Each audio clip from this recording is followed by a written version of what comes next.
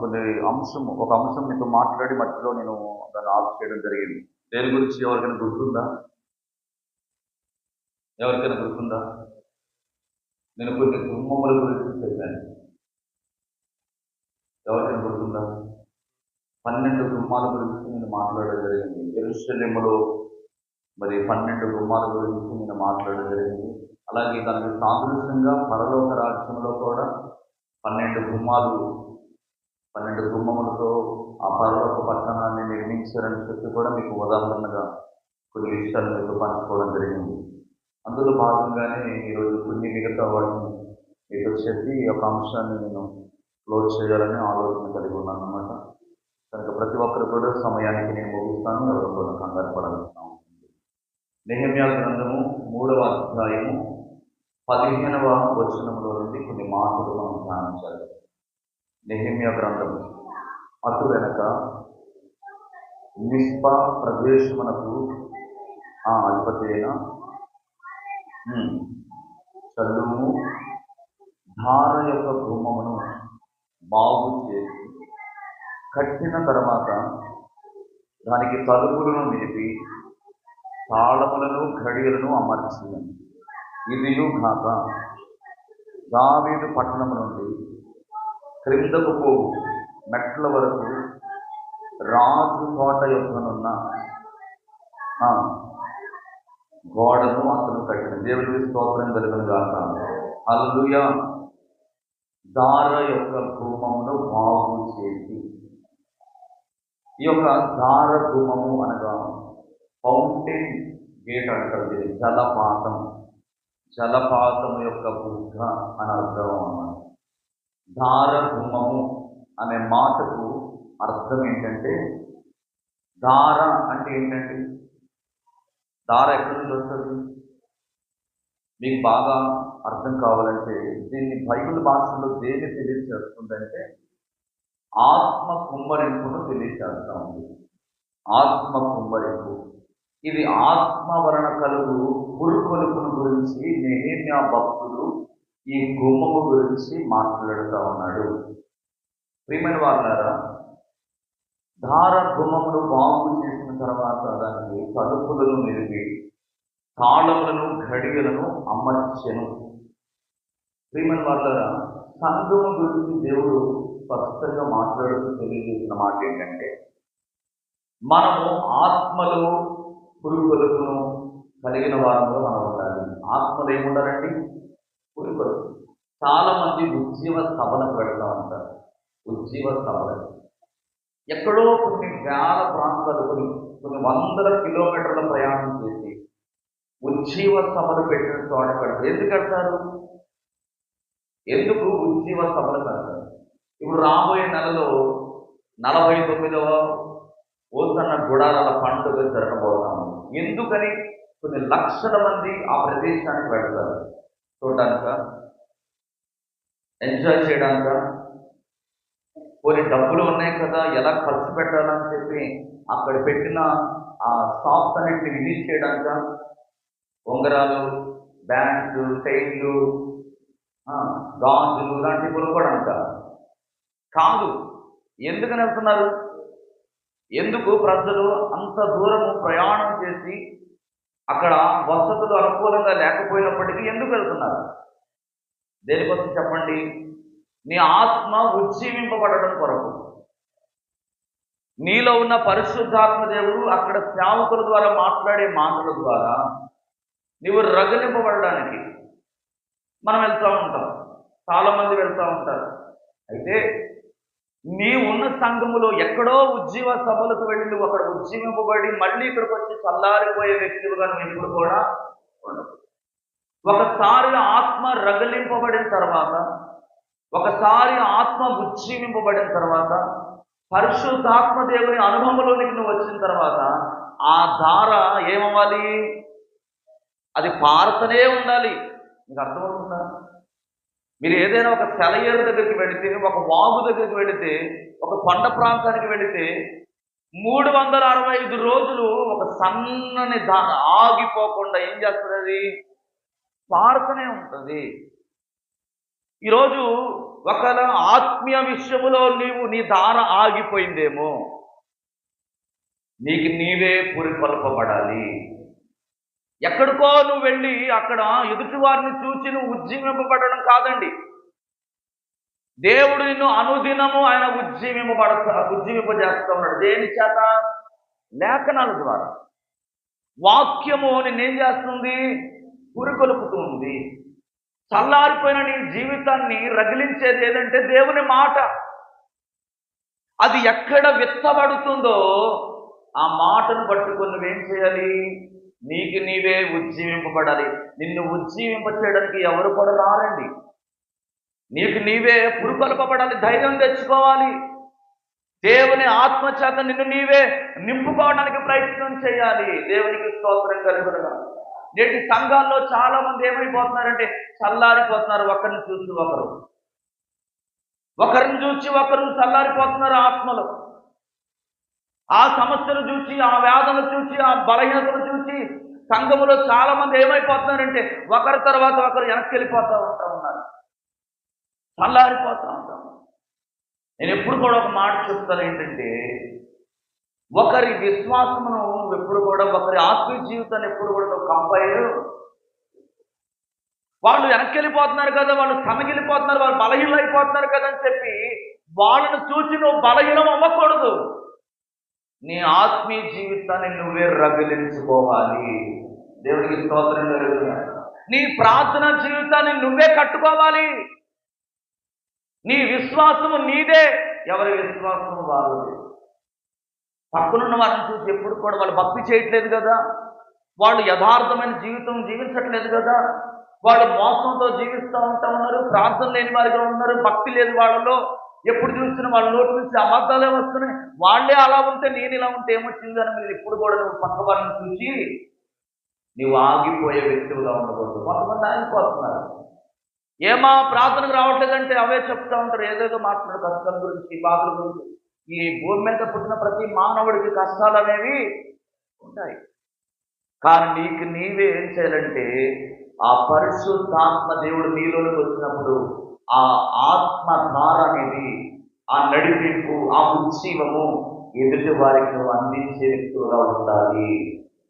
నీలో నుండి ఆ ఆత్మ అభిషేకము ఎదుటి వారికి తాకాలి.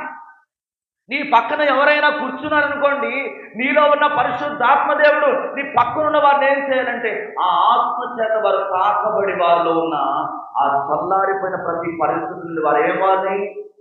బయటకు రావాలి. ఈ అనుభవం సంఘంలో ఉండాలన్నది దేవుడు ఆశపడుతున్నాడు. యోవేలు గ్రంథము 2వ అధ్యాయం 28వ వచనం చదివితే, యోవేలు గ్రంథము 2వ అధ్యాయం 28, తరువాత నేను సర్వజనుల మీద నా ఆత్మను కుమ్మరించెదను, మీ కుమారులను మీ కుమార్తెలను ప్రవచనములు చెప్పుదురు, మీ ముసలి వారు కలల కందురు, మీ యవ్వనులు. సంఘంలో కనబడుతుందా ఈ అనుభవం? మనం ఎన్నో సంవత్సరాల నుంచి ప్రార్థన చేస్తాం. ఏమనంటే, ఇదిగో ఆనాడు భక్తులు వారి కుమారులు వారి కుమార్తెలు ప్రవచించారయ్యా, ముసలివారు కలలు కన్నారంటయ్యా, యవ్వనులు దర్శనాలు చూచారయ్యా. మరి నువ్వెప్పుడు చూస్తావు? నీవెప్పుడు ఈ అనుభవంలోనికి వస్తావు? నీ కుమారులు నీ కుమార్తెలు ఎప్పుడు మరి ప్రవచించే వారిగా తయారవుతారు?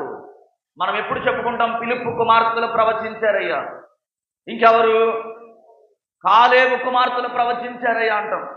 మరి మనకు దేవుడిచ్చిన బిడ్డలు కూడా ఆ స్థితిలోనికి రావాలంటే నీ ధార ఆగిపోకూడదు. హల్లెలూయా.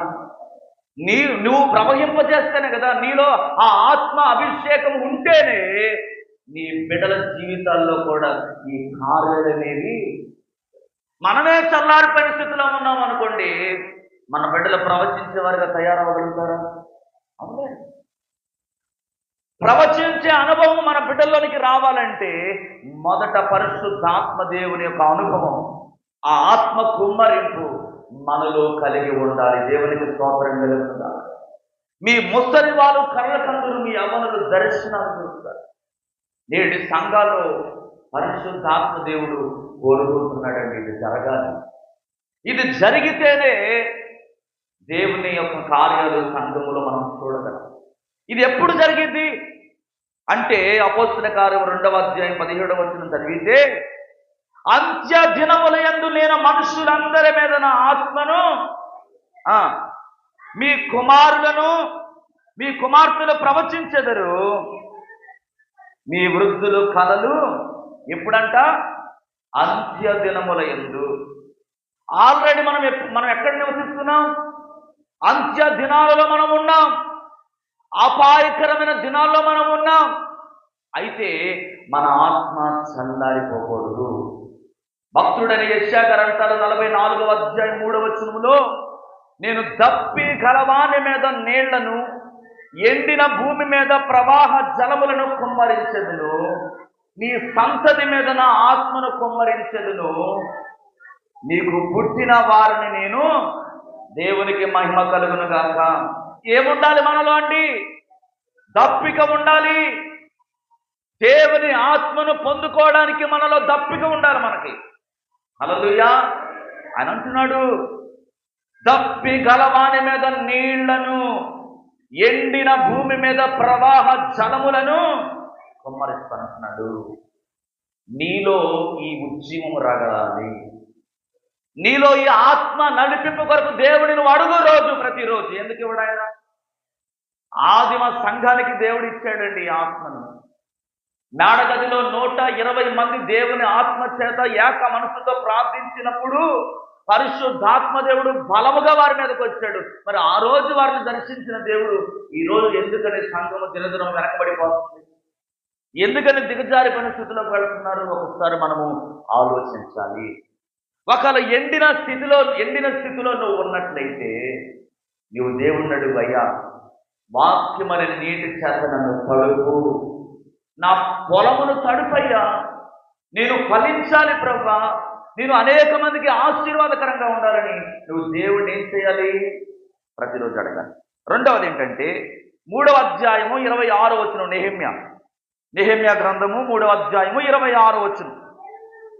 ఒపేలులోనున్న నెతినీలు తూర్పు వైపు నీటి గుమ్మము ప్రక్కను దానికి సంబంధించిన గోపురమును దగ్గరను బాగు చేసి చాలండి. దేవునికి స్తోత్రం కలుగును కాదు.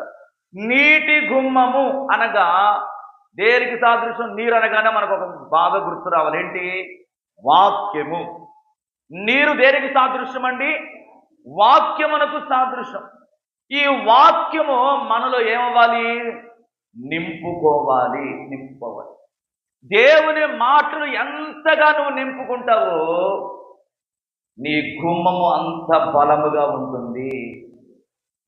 నీ గుమ్మము అంత బలంగా ఉన్నప్పుడు సాతానుగాడు నీ ఇంట్లో ప్రవేశించడానికి అవకాశం ఉంటుందా? హల్లెలూయా. ఖాళీగా ఉన్న ఇంటిలోనికి ఎంతమంది తీసుకొచ్చింది? 7 దయ్యాలు తీసుకొచ్చింది. ఈరోజు ఎంటీగా మనం ఎప్పుడు కూడా ఉండకూడదు. ఎంటీగా ఉన్నామనుకోండి, డెవిల్కి వర్క్షాప్గా తయారవుతుంది. సాతానుగాడు నీ హృదయంలోనికి వచ్చి ఏం చేస్తాడంటే లేనిపోని ఆలోచనలు నీ మనసులోనికి. మన హృదయం ఎప్పుడు కూడా ఎవరితో సంబంధము కలిగి ఉండాలంటే దేవునితో సంబంధము కలిగి ఉండాలి.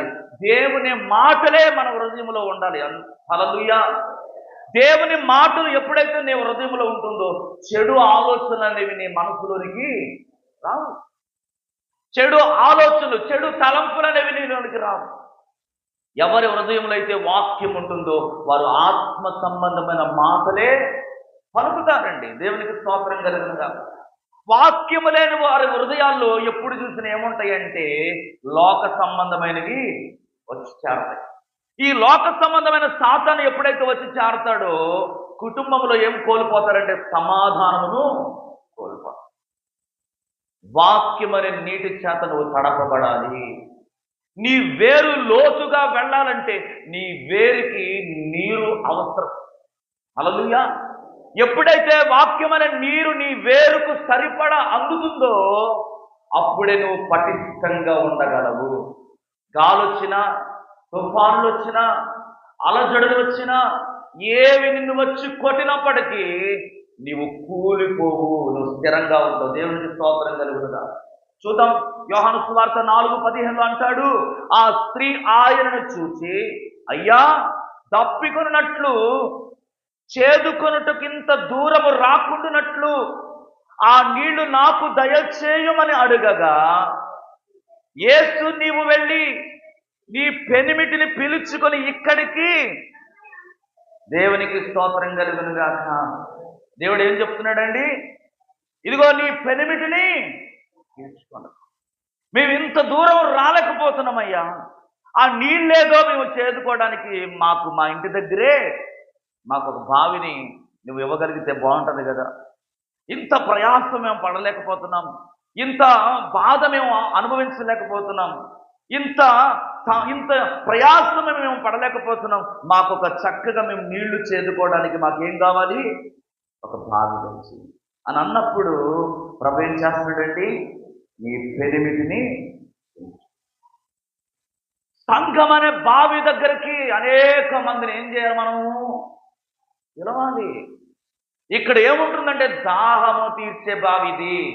హల్లెలూయా. మందిరములో ఉన్న సమృద్ధి చేత నీ ఆకలిని దేవుడు ఏం చేస్తాడు? తీరుస్తాడు. నీ దాహమును తీరుస్తాడు. మందిరం యొక్క సమృద్ధిలో నుండి ఆ నీటిని, ఆ ప్రవాహములో ఉన్న నీరు నువ్వు ఎప్పుడైతే త్రాగుతావో నీవు నీ దాహమును దేవుడు తీరుస్తాడు.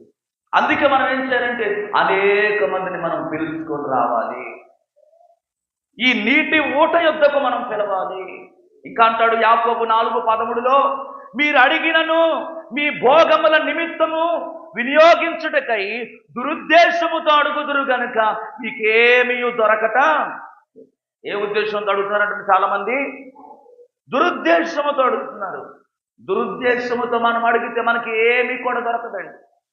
మన జీవితంలో ఎప్పుడు కూడా మనం ఎలాంటి ఆశ కలిగి ఉండాలంటే ఆత్మల పట్ల భారము కలిగి ఉండాలి. ఎవరైతే దాహము కలిగి ఉన్నారో ఆ దాహమును తీర్చడానికి ఆయన సన్నిధికి అనేక మందిని నీవు తోడుకొని వచ్చేవాడవుగా ఉండాలి. దేవునికి స్తోత్రం కలుగు. ఈరోజు చాలా మంది భర్త వస్తే భార్య రావటం లేదు, భార్య వస్తే భర్త రావటం. అందుకే చెప్తున్నాడు, నీ దాహము తీర్చబడాలంటే, నీ కోరిక తీర్చబడాలంటే నీ పెనిమిటిని తెలుసుకోవాలి. కుటుంబంతో రావాలండి మనం దేవుని సన్నిధికి. ఎలా రావాలి? కుటుంబం. వారానికి ఒక్కసారి 1 గంట సేపు ఉపవాస ప్రార్థన. 4 పాటలు పాడితే 7 అయిపోతుంది. నేను చెప్పేది ఎంత తెలుసా? 15-20 నిమిషాలు మాత్రమే. ఈ 20 నిమిషాల వాక్యాన్ని, శ్రేష్టకరమైన మాటలు వినడానికి ఇష్టపడిన వాళ్ళు చాలా మంది ఉంటున్నారు. నీ దాహం ఎప్పుడు తీర్చబడుతుంది? నీ ఆశ ఎప్పుడు నెరవేర్చబడుతుంది? నీ ప్రార్థనలు, నీ సమస్యలు ఎప్పుడు తీరుతాయి? దేవుని దగ్గరికి వచ్చినప్పుడే కదా.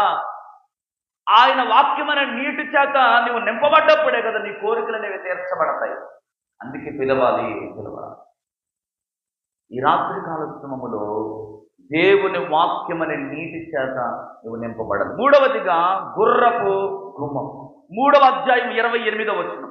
3వ అధ్యాయం 28. గుర్రపు గుమ్మమునకు పైగా యాజకులు తమ ఇండ్లకు ఎదురుగా, దేవునికి స్తోత్రం కలుగును గాక. గుర్రపు గుమ్మము అనగా దేనికి సాదృశ్యంగా ఉందంటే యుద్ధ పోరాటమును తెలియచేస్తా ఉంది. ప్రతి విశ్వాసి ఏం చేయాలంటే దేవుని సన్నిధిలో ఒక సైనికుడిగా ఆత్మీయ యుద్ధంలో నువ్వు పోరాటం చేసే వ్యక్తిగా నువ్వు ఉండాలి. మనం ఎవరితో పోరాటం చేస్తున్నామండి? ఆకాశ మండలమందున దురాత్మ సమూహములతో మనము పోరాటం చేస్తున్నాం.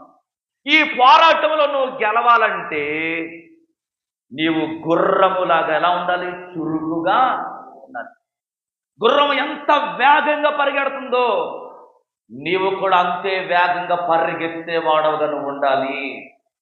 ఆత్మీయమైన యుద్ధంలో నువ్వు పోరాటం చేస్తున్నావు తెలుసుకో. శరీరం అనే యుద్ధం అనేది అందరికీ ఉంటుంది. ఈ లోకంలో పుట్టింది మొదలుకొని చచ్చే అంతవరకు కూడా శరీర పోరాటాలు అనేవి ప్రతి ఒక్కరికి ఉంటాయా? ఉండవా? ఉంటాయి. నడుము నొప్పి, తలనొప్పి, జలుబు, దగ్గు ఇవన్నీ ఉంటాయి. వీటి గురించి మనం ఎప్పుడు కూడా చింతపడాల్సిన అవసరం లేదండి. కానీ మనం పోరాటం చేయాల్సింది ఎవరితో అంటే ఆకాశ మండలను దురాత్మ సమూహములతో. ఈ యొక్క ఆత్మీయ పరుగు పందెములో, ఈ ఆత్మీయ యుద్ధ పోరాటములో నువ్వు ఏం చేయాలంటే ఒక సైనికుడిగా తయారవ్వాలి. సైనికుడు ఎలా ఉంటాడు? మస్తుగా ఉంటాడా? నిద్రపోతాడా? వాడు నిద్రపోయాడు అనుకోండి, శత్రువు ఏం చేస్తాడు?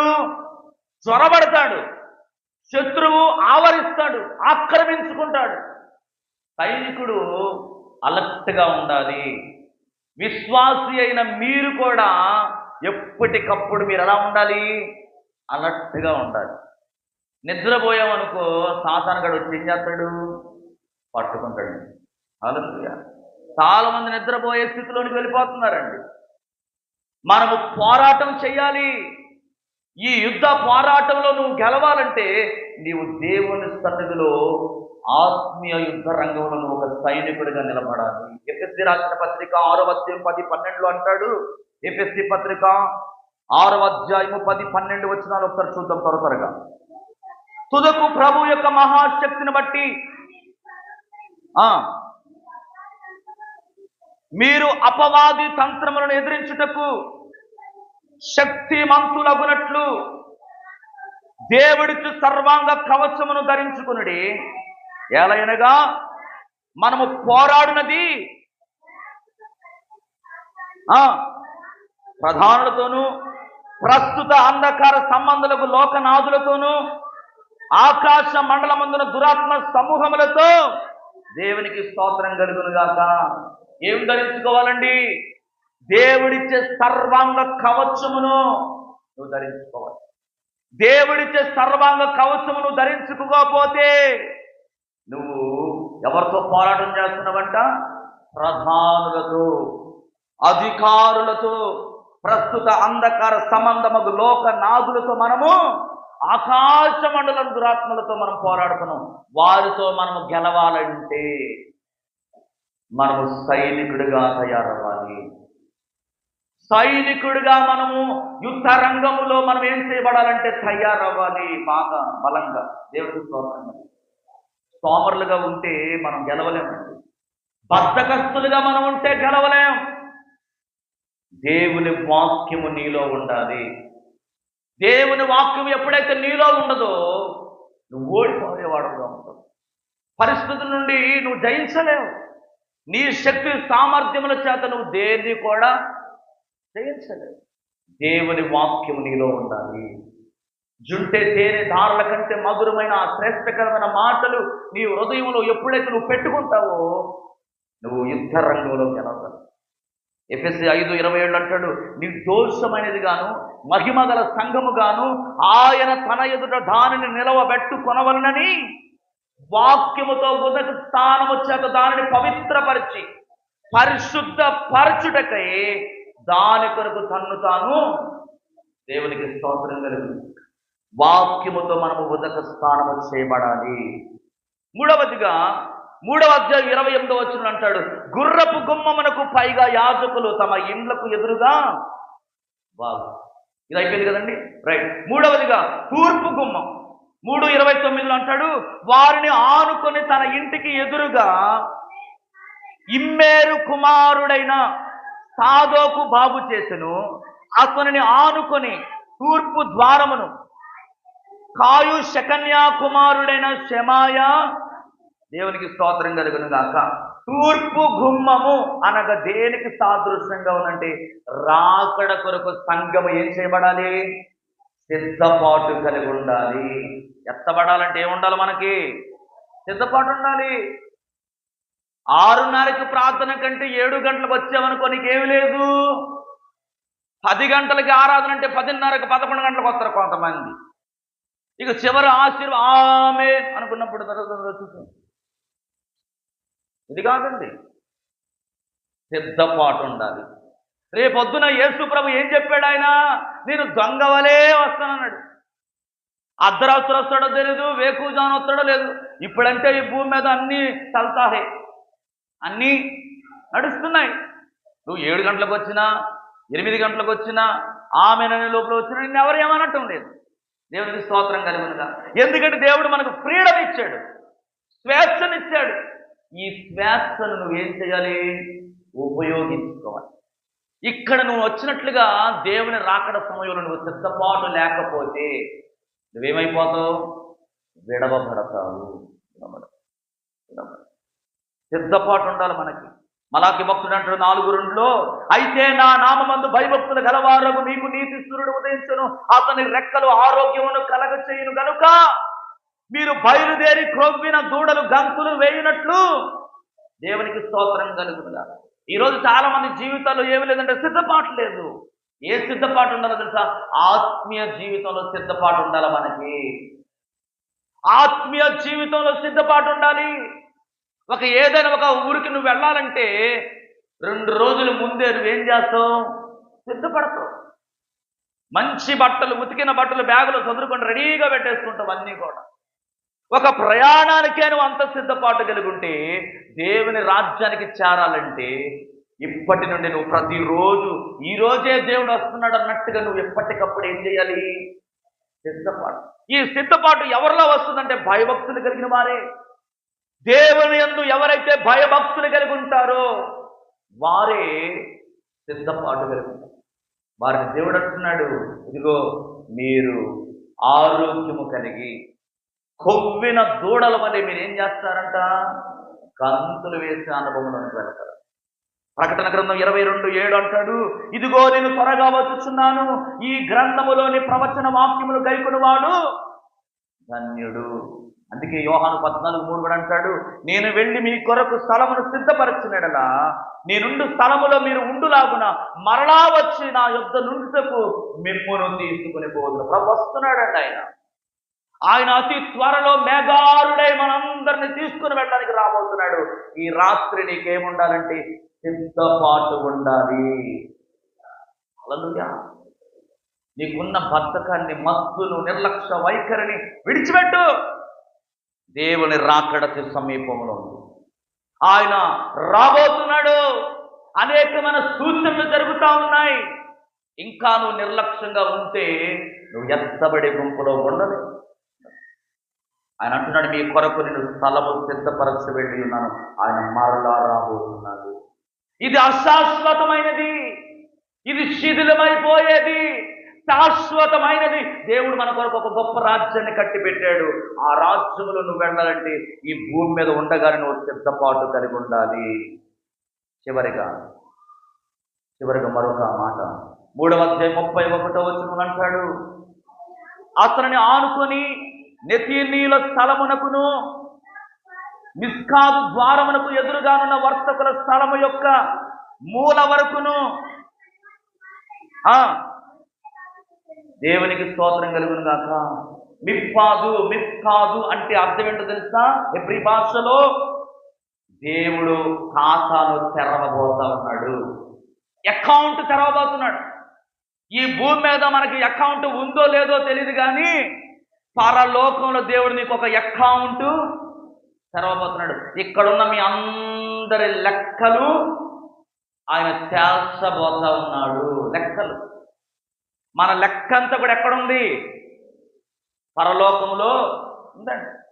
దేవుడు మనందరి లెక్క తేల్చబోతున్నాడు. ఆయన ఈ మిఫ్కాదు అనే గుమ్మం అనగా దేవుడు తీర్పునకు సాదృశ్యంగా, దేవుడు తీర్చే తీర్పునకు సాదృశ్యంగా ఉంది. చాలా మంది అంటారు తీర్పు లేదు, ఏమీ లేదు, ఎట్లా జీవించినా ఎలా నడిచినా కూడా ఏవి కాదనుకుంటున్నారు. ఇవన్నీ కూడా ఏంటో తెలుసా? దుర్బోధలు. జాగ్రత్త. దేవుడు మనందరి లెక్క తేల్చబోతున్నాడు. ఎప్పుడు అంటాడు 9:27, మనుషులు ఒక్కసారి మృతి పొందవలనని నియమింపబడెను, అటు తర్వాత ఏమొస్తుందంట? తీర్పు అనేది ఉందా లేదా? పౌలు భక్తుడు స్పష్టంగా ఎబ్రీ పత్రికలో రాస్తా ఉన్నాడు, మనుషులు ఒక్కసారి మృతి పొందుతారు, అందరికి ఏముంది? ప్రకటన 20:12 అంటాడు, మరియు గొప్పవారేమి కొద్దివారేమి మృతులైన వారందరికీ ఏముందండి? ఆ సింహాసనమందు నిలబడి సూచితిని గ్రంథములు ఇప్పబడెను, మరియు జీవ గ్రంథమును వేరొక గ్రంథము విప్పబడెను. ఆ గ్రంథములందు వ్రాయబడి ఉన్న వాటిని బట్టి తమ క్రియల చొప్పున. అది దేవుడు ఏం చేయబోతున్నాడండి? జీవ గ్రంథము, వేరొక గ్రంథము విప్పబడుట పద్మాసు దీపములో యోహాను దర్శన రీతిగా చూస్తా ఉన్నాడు. ఇక్కడ ఈ భూమి మీద గొప్పవారం లేదు, కొద్దివారం లేదు, పేద, ఇవన్నీ తారతమ్యాలు ఈ లోకంలోనే. అక్కడ ఏమీ లేదండి. అందరికీ ఒకే లెక్క, అందరికీ ఒకే త్రాసు, అందరికీ ఒకే ఖాతాలో వేసి దేవుడు ఏం చేయబోతున్నాడు? తూయబోతున్నాడు. ప్రియమైన వారు, ఈ రాత్రి నువ్వేం చేయాలో తెలుసా? సిద్ధపడాలి. తీర్పు అనేది మనకు ఉందండి. ఈ తీర్పులో నువ్వు నిలబడాలి. నువ్వు తప్పించుకోవడానికి నీకు అవకాశము లేదు. ఈ భూమి మీద తారతమ్యాలు, కానీ దేవుని రాజ్యం లేదు తెలుసా? తారతమ్యాలు. కనుక ఈ రాత్రి కాల సమయంలో దేవుడు మనతో మాట్లాడిన ఈ మాటలన్నిటి విషయంలో పరిశీలన చేసుకుందాం, పరీక్షించుకుందాం. ఆయన త్వరగా రాబోతున్నాడు కనుక వాని క్రియలు చొప్పున దేవుడు మనందరి కొరకు జీతమును సిద్ధపరచు. నువ్వు చేసిన చెడ్డ క్రియలు, మంచి క్రియలు ఏవైతే ఉన్నాయో అవి నీతో పాటు పరలోక రాజ్యంలో సాక్ష్యములు ఇవ్వబోతున్నాయి. కనుక భయభక్తులు కలిగి, మెలకువ కలిగి దేవుని సన్నిధిలో ఆయన ఆత్మచేత మనం నింపబడేవారిగా ఉండాలి, పురుకొల్పబడేవారిగా ఉండాలి, ఉజ్జీవింపబడేవారిగా ఉండాలి. అట్టి కృప పరిశుద్ధాత్మ దేవుడు మనందరికీ దయచేయునుగాక. ఆమేన్. అందరం కూడా తలలు వంచుదాం, కళ్ళు మూసుకుందాం. ఈ రాత్రి దేవుడు మనతో మాట్లాడిన మాటలు, ఇదిగో ఆత్మలో ఉజ్జీవం, దేవుని ఆత్మచేత పురుకొల్పే అనుభవంలోనికి సంఘం వచ్చినట్లుగా సర్వజనుల మీద నా ఆత్మను కుమ్మరిస్తానని దేవుడు మాట్లాడుతూ ఉన్నాడు. రెండవదిగా, దేవుని వాక్యముతో నీవు నింపబడాలి. దేవుని మాటలకు నీవు మనసు పెట్టాలి. మూడవదిగా, ఒక సైనికుడు వలె ఈ ఆత్మీయ యుద్ధ రంగములో నీవు పోరాటం చేసేవాడుగా ఉండాలి. నాలుగవదిగా, రాకడ కొరకు సిద్ధపాటు. ఐదవదిగా, మనందరికీ తీర్పు ఉన్నది. ఆ తీర్పులో ఎవరు కూడా తప్పించుకోలేరని దేవుని వాక్యం స్పష్టంగా చెబుతా ఉంది. కనుక ఈ 5 విషయాల్లో ఈ రాత్రి ఆత్మ పరిశీలన చేసుకుందాం. ప్రభువుని అడుగుదాం. ఈ లోకంలో తప్పిపోయిన వాడిగా నువ్వు ఉన్నావేమో, తప్పిపోయి తిరుగుతూ ఉంటున్నావేమో. గొర్రెల గుమ్మం అనే సంఘములోనికి నువ్వు చేర్చబడాలి. నూతన ఆత్మల పంటను కోయాలి. రెండవదిగా, మత్స్య గుమ్మం సంఘములో చేర్చబడాలి. పడిపోయిన ప్రాథమిక స్థితిని ఎప్పటికప్పుడు నువ్వు జ్ఞాపకం చేసుకోవాలి. పాత స్వభావాన్ని నువ్వు విడిచిపెట్టాలి, నూతన స్వభావం ధరించుకోవాలి. మూడవదిగా, లోయ గుమ్మం అనగా దీన మనస్సును కలిగి ఉండాలి. ఐదవదిగా, పెంట గుమ్మం అనగా సాతాను ఆలోచనలు, చెడు తలంపులు బయటికి వెళ్ళిపోవాలి, వాటిని విసర్జించే వాడవగా ఉండాలి. ఆరవదిగా, ధార గుమ్మం అనగా పరిశుద్ధాత్మ ఆత్మ కుమ్మరింపును నీవు పొందుకోవాలి. దేవుని వాక్యం, నీటి గుమ్మం అనగా దేవుని వాక్యముతో నింపబడాలి. గుర్రపు గుమ్మం అనగా ఆత్మీయ యుద్ధములో ప్రతిరోజు నువ్వు పోరాటం చేయాలి.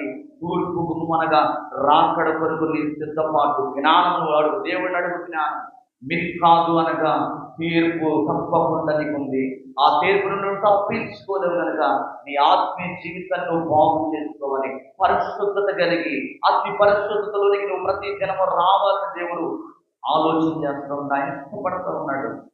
ఎఫ్రాయిము గుమ్మం అనగా దేవుని రాజ్యంలో ప్రవేశించాలి. 12వది, బందీ గృహం అనగా నరక శిక్ష నుండి అనేక మందిని ఆ నిత్య జీవములోనికి నువ్వు నడిపించే వ్యక్తిగా ఉండాలి.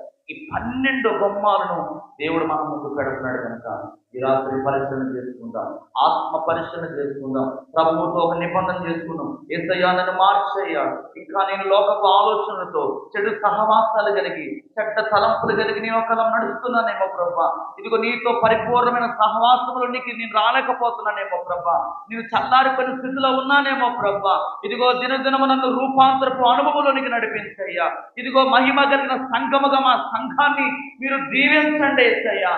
ఇదిగో ఒకరికొకరు ఎవరికి వారమే అయ్యా తండ్రి ఆత్మలో మేము రగిలింపబడడానికి, మంట కలిగి తీవ్రత కలిగిన ప్రభా మేము ఉజ్జీవింపబడడానికి నీ కృపను మాకు దయచేయని ప్రతి ఒక్కరు కూడా చిన్న ప్రార్థన మీ హృదయంలో చేసుకోండి. ప్రేమగల తండ్రి, పరిశుద్ధుడా, మహోన్నతుడా, మీకు వందనాలు ప్రభా. ఇదిగో నాయన ప్రభా, ఈ రాత్రి కాలస్తమములో తండ్రి ప్రభా, నీ బిడ్డలందరితో మీరు ఎంతగానో స్పష్టంగా మీరు మాట్లాడారు ప్రభా. ఇదిగో ఎంత మంది అయితే ప్రభా, ఇదిగో నేను ప్రభా తండ్రి, ఇదిగో వారి జీవితాల్లో ప్రభా తండ్రి నీకు వందనాలు, ఆత్మలో నేను ప్రభా ఉజ్జీవము లేని స్థితిలో ఎవరైతే ఉన్నారో ప్రభా, చల్లారిపోయిన స్థితిలో ఎవరైతే ఉన్నారో ప్రభా, వాక్యము లేని స్థితిలో ఎవరైతే ఉన్నారో ప్రభా, ఇదిగో తండ్రి యుద్ధ రంగంలో పోరాడే అనుభవం లేని వారుగా ఎవరైతే ఉన్నారో ప్రభా, ఇదిగో ప్రతి ఒక్కరిని మీరు జ్ఞాపకము చేసుకోండి అయ్యా, జ్ఞాపకము చేసుకోండి. ఇదిగో ఆ తీర్పు దినము రాబోతుండగా ఇక్కడున్న ఎవరు కూడా నాయన ప్రభ తప్పించుకోలేరని వాక్యము ద్వారా నువ్వు స్పష్టంగా తేట తెల్లముగా నువ్వు మాట్లాడావు ప్రభా. నీకు వందనాలు. జీవ గ్రంథం వేరొక గ్రంథాన్ని నీవు విప్పబోతుండగా ఆ జీవ గ్రంథములో మా పేర్లు ఉండాలి ప్రభా. నీకు వందనాలు. ఉండాలంటే మాకు ఆత్మీయమైన సిద్ధపాటు ఉండాలి. ఈ ఆత్మీయమైన సిద్ధపాటు ఎవరిలో అయితే లేదో ప్రభా, ఎవరిలో అయితే కొదువుగా ఉంటుందో, ఎవరైతే నేను ప్రభా నీటి యొద్దకు రాలేకపోతున్నారో ప్రభా, ఇదిగో ఆ జీవ జలమైన నీ వాక్యమైన నీటి దగ్గరకు, ఆ బావి దగ్గరకు ప్రతి ఒక్కరు రావడానికి నాయన ప్రభా కుటుంబముతో నిన్ను వెంబడించినట్లుగా సంఘమును మీరు ఉజ్జీవపరచండి, సంఘమును ప్రేరేపించండి నాయన, సంఘమును అయ్యా నన్ను పురుకొలపండి తండ్రి. ఒకరి ఆత్మీయ జీవితాన్ని చూసి చల్లారిపోయిన స్థితిలో ఉన్నారేమో ప్రభా, ఇదిగో అంత్య దినముల యందు అయ్యా మా బిడ్డలు, మా కుమారులు, మా కుమార్తెలు, అయ్యా మా వృద్ధులు, మా యవ్వనులు ప్రభా తండ్రి ప్రవచించేవారిగా, అయ్యా తండ్రి దర్శనములు చూచేవారిగా, కలలు కనేవారిగా మా సంఘమును మీరు అయ్యా దీవించమని ప్రార్థన చేస్తా ఉన్నానయ్యా. ఇదిగో ఎంతకాలం ఆయన ప్రభా ఎన్ని మాటలు చెప్పినా, ఎన్నిసార్లు నువ్వు మాట్లాడినా ప్రభా అయ్యా విననొల్లని స్థితిలో ఉంటున్నారు ప్రభా, గ్రహించలేని స్థితిలో ఉంటున్నారయ్యా, మంద బుద్ధితో ఉంటున్నారు ప్రభా, అయ్యా తండ్రి నిద్ర మత్తులో ఉంటున్నారు ప్రభా. దయచేసి సంఘాన్ని మీరు లేవనెత్తండి నాయన, ఉజ్జీవపరచండి, ఆత్మలో మంట దయచే ప్రభా. ఎక్కడో ఉజ్జీవ సభలకు వెళ్ళటం కాదయ్యా తండ్రి, మా సంఘములోనే మా మధ్యలోనే పరిశుద్ధాత్మదేవ ఆ ఉజ్జీవము రగులు కొరడగాకని ప్రార్థన చేస్తున్నాం. ఆ యొక్క అభిషేకముల ప్రభా ప్రతి ఒక్కరిపై మీరు కుమ్మరించండి ధారాళంగానైనా. ఎందుకు తండ్రి ప్రతి ఒక్కరిని ఆ అనుభవంలోనికి మీరు నడిపించండి నాయన, నడిపించండి అయ్యా, నడిపించండి నాయన. దేవుని చూచి వారు ఆత్మలో సన్నగిలిపోతున్నారు, వెనకబాటు కలిగి ఉన్నారు. ఏది వారిని వెనక్కి లాగుతుందో ఆ ప్రతి పరిస్థితి నుండి ప్రతి ఒక్కరు మీరు విడిపించమని ప్రార్థన చేస్తూ ఉన్నాను. పరిశుద్ధాత్మదేవ అయ్యా దైవ కృప ప్రార్థన మందిరాన్ని మండించండి అయ్యా, ఆత్మల పట్ల భారము కలగచేయండి ప్రభా. నశించిపోతున్న ఆత్మల పట్ల భారమును, తీవ్రతను, మంట పుట్టించండి అయ్యా. నీకు వందనాలు. ఎవరి స్వార్థము వారే చూసుకోకుండా ప్రభా అయ్యా తండ్రి భారభరితమైన హృదయాలు కలగ చేయండి ప్రభా. నీకు వందనాలు. యేసయ్యా నీకు వందనాలయ్యా. ఇదిగో నేను త్వరగా వస్తున్నానంటే అనేక మంది భక్తులు ప్రవచిస్తున్నారు ప్రభా, అనేకమైన ప్రవచనాలు నెరవేరుతా ఉన్నాయి తండ్రి. కానీ నాయన ప్రభ ఇంకా చాలా మంది నాయన ప్రభ వెనకబడిపోతున్నారు, దినదినము వెనక్కి వెళ్ళిపోతున్నారయ్యా, దినదినము చల్లారిపోతున్నారయ్యా. దయచేసి సంఘాన్ని లేవనెత్తండి, పురుకొల్పండి అయ్యా, ఆత్మలో మంట దయచే ప్రభా. నీకు వందనాలు. ఇదిగో నాయన ఈ రాత్రి విత్తబడిన ఈ మాటలు ప్రభా ఎవరు కూడా మర్చిపోకుండా వారి హృదయంలో నేను ప్రభా జ్ఞాపకం పెట్టుకోవడానికి, వాక్యానుసారమైన జీవితాలుగా వారు జీవించినట్లుగా నీ కృపణ వరకు దయచేయండి ప్రభా. నీకు వందనాలు. ఇదిగో సంఘములో అయ్యా కొంతమంది బిడ్డలు అనేకమైన సమస్యల చేత బాధపడుతున్నారయ్యా, అనేకమైన కష్టాలను అనుభవిస్తున్నారని నా చాలా దినాల నుండి అనేకమైన బంధకాల్లో బంధింపబడి ఉన్నారు ప్రభా. ఏ బంధకాలు అయితే వారిని బంధించి ఉంటున్నాయో ఆ ప్రతి బంధకము ఈ రాత్రి యేసు నామములో తెంపబడునుగాక. ఆర్థిక పరమైన బంధకాలు, అనారోగ్యం అనే బంధకాలు, సమస్యలు, అవమానము అనే బంధకము ఓ తండ్రి పట్టి పీడిస్తున్న ప్రతి కుటుంబాన్ని ఈ రాత్రి యేసు నామములో విడిపింపబడుదురుగాక. ఇదిగో తండ్రి ఈ పూరి పెంట కోటను ఏలుబడి చేస్తున్న కరువు కరువు నిరాశ నిరాశ అనే సాతాను యేసు నామములో ప్రతి కుటుంబాన్ని విడిచి పొమ్మని ఆజ్ఞాపిస్తున్నాడు. ఇప్పుడే ఎవరైతే నిరాశకు లోనవుతున్నారో, ఎవరైతే నిరాశకు లోనవుతున్నారో, ఎవరైతే అశాంతితో ఉన్నారో, ఎవరైతే ఆవేదనతో ఉన్నారో అటువంటి ప్రతి కుటుంబాన్ని ఈ రాత్రి మీరు విడిపించమని ప్రార్థన చేస్తూ ఉన్నారు. ఎందులోనైనా ప్రభా వారుకున్న నిరుత్సాహం నుంచి వారిని విడిపించండి నాయన. నువ్వు ఏదైనా చేయగలిగిన దేవుడవు నాయన, నీకు వందనాలు. ప్రతి ఒక్కరిని మీరు బలపరచండి నాయన. ఇదిగో తండ్రి ప్రభా, అనారోగ్య సమస్యలతో బాధపడుతున్న ప్రతి కుటుంబాన్ని దర్శించండి. ఇదిగో కృపాస్తున్న కుటుంబాన్ని దర్శించు నాయన. సమాధానములు జ్ఞాపకం చేసుకో. మా మధ్యలో మీరు నడిపించారయ్యా. కొన్ని దినాల క్రిందట బిడ్డ బలహీనరాలుగా ఉంటుండగా ఇంకెన్నడూ కూడా ఏ బలహీనత తన దరి చేరకుండా మీరు స్వస్థపరచమని ప్రార్థన చేస్తున్నాను. మంచి ఆరోగ్యముతో నింపండి నాయన, మంచి ఆరోగ్యము దయచేయండి. ఇదిగో దావీదు గారిని మీరు జ్ఞాపకం చేసుకో. అనేక దినాల నుండి నీ కుమారుడు బలహీనుడై ఉన్నాడు ప్రభా. నీ సన్నిధికి ఎంతో నేను ప్రభు రావాలని ఆశపడుతున్నాడు అయ్యా. అయ్యా ఒక్కసారి నీ కుమారుని జ్ఞాపకం చేసుకోండి. సంపూర్ణమైన ఆరోగ్యంతో నింపండి నాయన. నీకు ఇదిగో నేను ప్రభా లూదియా మనవళ్ళు నేను కాశీ వెంకటేష్ ప్రభా పూణే ప్రాంతంలో వారు నెట్ బిజినెస్ చేస్తున్నారు. ఏమీ దొరకట్లేదని ప్రభా నిరాశతో ఉన్నారు ప్రభా. ఆ బిడ్డను దర్శించండి. అలాగే బంగారమ్మ కుమారుడు బర్ణబాసు నాయన ప్రభా, ఇదిగో నేను వ్యాపారం ఏమి కూడా ఫలించట్లేదని బాధపడుతున్నారు. దయచేసి రాత్రి ఆ కుటుంబాన్ని దర్శించండి నాయన. నాజరేయుడైన సర్వశక్తి గలని యేసుక్రీస్తు నామములో ఇప్పుడే ఈ రాత్రి వారి వ్యాపారము దీవింపబడును గాక. సముద్ర వ్యాపారం వారి వైపు తిప్పండి. చేపలకు మీరు ఆజ్ఞాపించి విస్తారమైన పాటు వరకు దయచే ప్రభా. ఇదిగో తండ్రి, ఇదిగో బుజ్జి వారి కుమార్తె ప్రభా బలహీనురాలుగా ఉండండి. ఆ బిడ్డను బలపరచయ్యా. ఇప్పుడే నీ వాక్కును మా బిడ్డను స్వస్థపరచండి తండ్రి. నీకు వందనాలు. ఇదిగో నాయన యోహాను కుమారుని మీరు బాగు చేయండి. ఆ క్యాన్సర్ వ్యాధి నుండి ఆ బిడ్డను విడిపించు నాయన. సంపూర్ణమైన స్వస్థతను దయచేయండి. అలాగే వైజాగ్ హాస్పిటల్ ఉన్న రాజును మీరు ముట్టండి నాయన. యేసు నామములో సంపూర్ణమైన ఆరోగ్యంతో నింపండి. డాక్టర్లకు మంచి మనసును మీరు దయచేయండి నాయన. నీకు వందనాలు. ఆ పేద కుటుంబం పట్ల మీ కార్యం జరిగించండి. ఇదిగో నాయన ప్రభా మంగ సహోదరుని జ్ఞాపకం చేసుకో. కొన్ని దినాల నుండి నీ సన్నిధిలో మొర పెడుతుంది ప్రభా ఒక అవసరత నిమిత్తమై. ఇదే నీ కొరకైతే అడుగుతుందో, ఎంత అడుగుతుందో ప్రభా అంతకంటే యేసు నామములో ఈ వారములోనే అద్భుతము జరుగునుగా అక్కడ ప్రార్థన చేస్తున్నాను. ఆశ కలిగిన ప్రాణులను తృప్తిపరిచే దేవుడు నాయన. సంపూర్ణంగా వారి జీవితంలో కార్యములు చేయండి తండ్రి. ఇదిగో నాయన ప్రభా ఆయన తండ్రి మనిషి జ్ఞాపకం చేసుకోండి. పరిపూర్ణమైన ఆయుధారోగ్యం నీ కుమార్తెను దయచేయండి అయ్యా. లేడి కాళ్ళ వల్ల తన కాళ్ళను మీరు ముట్టండి ప్రభా. సర్వ శరీరానికి ఆరోగ్యం దయచేయండి. ఇంకా అనేక మంది కొరకు ప్రభా నీ బిడ్డ ప్రార్థిస్తుండగా అయ్యా మంచి ఆయుధారోగ్యం నీ బిడ్డకు దయచేయండి ప్రభా. నీకు వందనాలు. పరిశుద్ధాత్మదేవ ఎలీషా బ్రదర్ ముట్టండి నాయన. ఆ నడుము నొప్పితో ఎంతో బాధపడుతున్నాడు అయ్యా. దయచేసి స్వస్థపరుచున్నాయి అయ్యా. కుటుంబాన్ని దీవించి తన కొట్టును ఆశీర్వదించు. రమణాన్ని స్వస్థపరచు. గ్యాస్ ట్రబుల్ ప్రాబ్లం నుంచి విడిపించు. హరిని స్వస్థపరచు. నా నడుము తలుపు నుంచి విడిపించండి. మమతను స్వస్థపరచండి. ఇంకా చిట్టమ్మను స్వస్థపరచండి. ఇంకా ఎంతమంది అయితే నన్ను బలహీనుకున్నారో జగత తన కుమార్తెను మీరు ముట్టమని ప్రార్థన చేస్తూ ఉన్నాను. చిన్ని కుమార్తెను దర్శించు. శాంసన్ కుమార్తెను దర్శించు. బలహీనుకున్న ప్రతి ఒక్కరిని పేరున ఈ రాత్రి దర్శించండి. ప్రతి కుటుంబానికి నీ కార్యములు దర్శించండి. నీ ఆత్మతో నింపండి. నీ సన్నిధి వారి కుటుంబాల చుట్టూ వారి గృహాల చుట్టూ తోడుగా ఉండునుగా అక్కడ ప్రార్థన చేయండి. దూర ప్రాంతంలో ఆత్మీయ తల్లిని అలాగే ఇక్కడున్న నాన్నగారిని ఇచ్చిన బిడ్డలను దీవించు. సర్వ సంఘాన్ని మీకు ఎదురుగా ఇంకా ఈ గుంపులో ఎవరైతే ఉన్నారో ప్రభా బలహీనులుగా ప్రతి ఒక్కరిని పేరున మీరు దర్శించండి. విత్తబడిన వాక్యం సాతను ఎత్తుకుని పోకుండా ప్రతి ఒక్కరు వాక్యానుసారంగా జీవించినప్పుడు ఆత్మీయ జీవితంలో సిద్ధపాటు కలిగి ఈ రాకడ కొరకు ఎత్తబడే సంఘంగా ఉన్నట్లుగా మీ కృపను దయచేయమని సమస్త మహిమ ఘనత ప్రభావం మీకు మాత్రమే ఆరోపిస్తూ మమ్మల్ని మేము తగ్గించుకుంటున్నాము నాయన. ఇదిగో నాయన ప్రభు నీ దాసురాలను కూడా మీరు ముట్టండి నాయన. సంపూర్ణమైన ఆయురారోగ్యం దయచేయండి. ప్రతి బలహీనత నుండి విడుదల దయచేయండి. ఈ రాత్రి సర్వసంఘ నీ చేతులుగా అప్పగించు.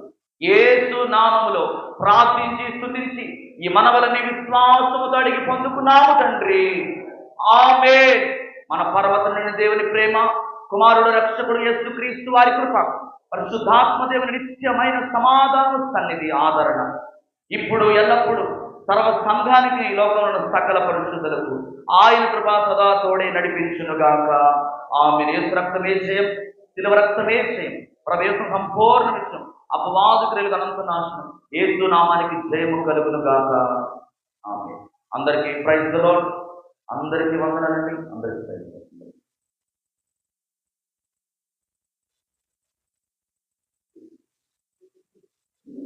యథావిధిగా రేపు సాయంత్రం సిద్ధపాటు ప్రార్థన 6:30 నుంచి 7:30 వరకు